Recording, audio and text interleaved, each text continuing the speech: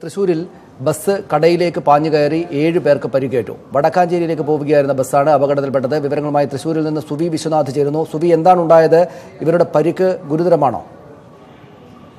സനീഷ്, ഇന്ന് അല്പം മുമ്പാണ് സംഭവം ഉണ്ടായിരിക്കുന്നത്. ബസ് നിയന്ത്രണം വിട്ട് കടയിലേക്ക് പാഞ്ഞു കയറുകയായിരുന്നു. വടക്കാഞ്ചേരി കുന്നംകുളം റൂട്ടില് 1-ാം കല്ലിലാണ് സംഭവം ഉണ്ടായിരിക്കുന്നത്. 7 പേർക്കാണ് പരിക്കേറ്റിരിക്കുന്നത് എന്ന പ്രാഥമികമായ വിവരമാണ് നമുക്ക് ലഭിക്കുന്നത്. ഇവർക്ക് നിസ്സാര പരിക്കുകളാണ് എന്നും പറയുന്നുണ്ട്. പക്ഷേ ഇക്കാര്യം സ്ഥിരീകരിക്കാൻ സാധിച്ചിട്ടില്ല.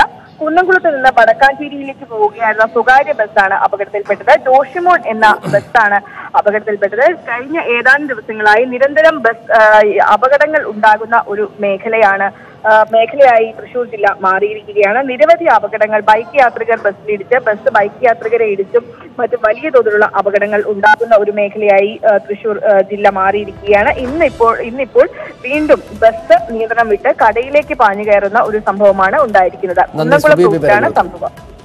നന്ദി വിവരങ്ങൾക്ക്.